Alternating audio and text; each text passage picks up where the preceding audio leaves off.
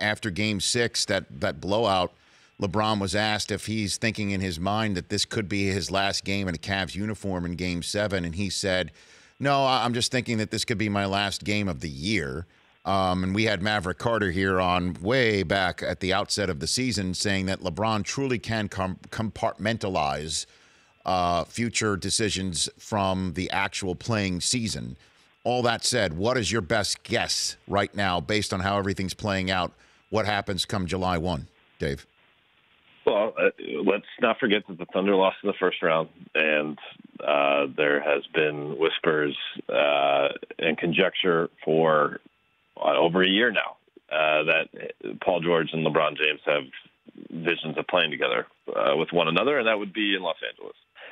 So let's consider that, and the fact that the Thunder lost, you'd only have to think that that would encourage Paul George to end his partnership with Russell Westbrook. So that has to be considered when we have this conversation moving forward. And then you look at what the Sixers are doing, and if they're falling flat on their face against the Boston Celtics, that you can read that one of two ways. It could be that, well, if LeBron went to play with them, it wouldn't be like him latching onto a team that was already ready-made for a championship.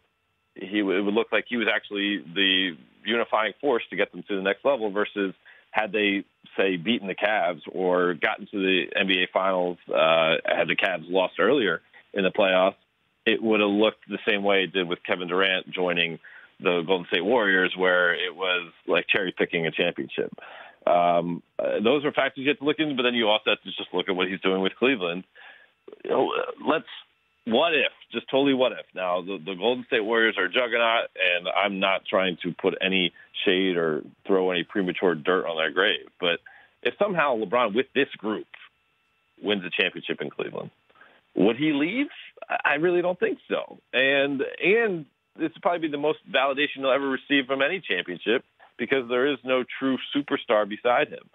And perhaps that's, the best way for LeBron to feel like his greatness is appreciated.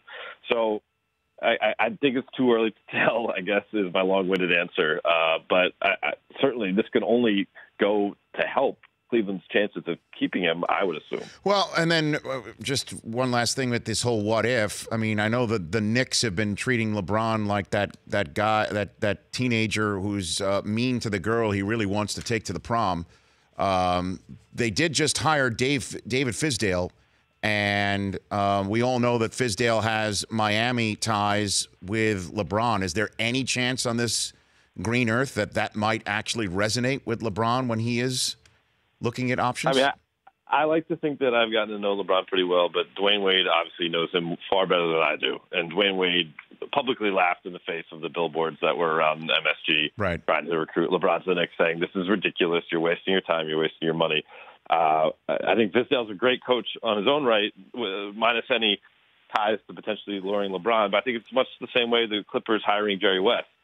They hope that by some outside chance that LeBron could potentially be swayed or have some sort of iota of interest in their franchises based on having someone in their payroll that he completely trusts and admires and respects.